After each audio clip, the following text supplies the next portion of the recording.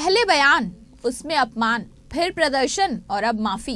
ये सारी बातें उस घटनाक्रम को रेखांकित करती हैं जो शुरू हुआ गृह मंत्री सुशील कुमार शिंदे के हिंदू आतंकवाद पर दिए गए विवादास्पद बयान से और खत्म हुआ बुधवार को उन्हीं की माफी के साथ। जयपुर चिंतन शिविर में अपने हिंदू आतंकवाद पर दिए बयान पर गृह मंत्री सुशील कुमार शिंदे ने बुधवार को माफी मांग ली है। आप देख रहे हैं युवा टीवी की ये खास रिपोर्ट, बयान, अपमान और अफसोस। जयपुर में आयोजित कांग्रेस के चिंतन शिविर में अपने हिंदू आतंकवाद पर दिए बयान पर गृह मंत्री सुशील कुमार शिंदे ने बुधवार को माफी मांग ली है। उन्होंने कहा कि अगर मेरे बयान से किसी की भावना को ठेस पहुंची है तो मैं इसके लिए खेद प्रकट करता हूं। मेरा इरादा आतंक को किसी धर्म से जोड़ने का नहीं था। गृह मंत्री सुशील कुमार शिंदे के हिंदू आतंकवाद के इस विवादित बयान पर भाजपा ने संसद में उनका विरोध करने का ऐलान क्या किया कि शाम तक सुशील कुमार शिंदे को अपनी गलती का एहसास भी हो गया। भाजपा के विरोध प्रदर्शन के बाद शिंदे ने अपने दिए गए बयान पर माफी मांग ली। आइए आपको सुनाते हैं कि सुशील कुमार शिंदे ने अपनी इस माफी में क्या कहा। पिछले महीने जयपुर में दिए गए मेरे बयान को लेकर गलतफहमी हुई है। ये समझा गया कि मैंने आतंकवाद को एक धर्म से जोड़ा है और कुछ राजनीतिक संगठन ट्रेनिंग कैंप्स चला रहे हैं। मेरा इरादा आतंकवाद को किसी धर्म से जोड़ने का नहीं था। मैंने जयपुर में जो बातें कही हैं उसका कोई आधार नहीं है, इसलिए मैं स्पष्टीकरण जारी कर रहा हूं और मेरे बयान से जिनको दुख पहुंचा है उसके लिए मैं खेद प्रकट करता हूं। इससे पहले उन्होंने अपने एक वक्तव्य में भाजपा और राष्ट्रीय स्वयंसेवक संघ पर हिंदू आतंकवाद अथवा भगवा आतंकवाद फैलाने की बात कही थी। भारतीय जनता पार्टी हो या आरएसएस के हो, उनकी जो ट्रेनिंग कैंप है वो हिंदू टेररिज्म बढ़ाने का काम देख रहे हैं।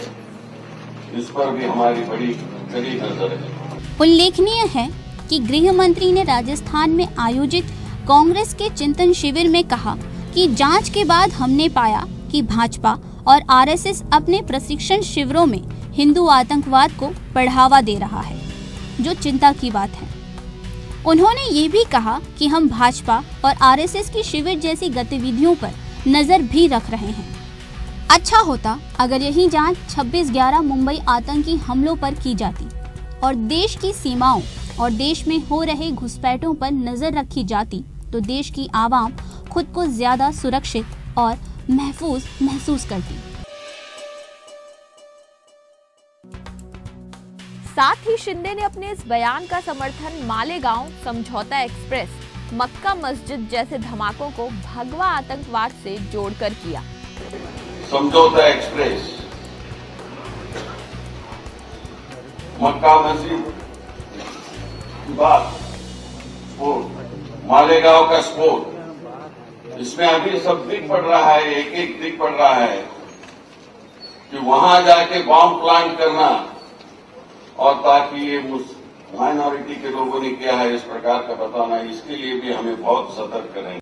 युवा टीवी अपने दर्शकों को बता दे कि संयुक्त राष्ट्र की सुरक्षा परिषद की कमेटी ऑफ सेक्शन के एक प्रस्ताव के मुताबिक लश्कर-ए-तैयबा के मुख्य संयोजक आरिफ कसमानी ने समझौता एक्सप्रेस में हुए धमाके के लिए धन दिया था और अल-कायदा ने धमाके के लिए आदमी मुहैया कराए थे।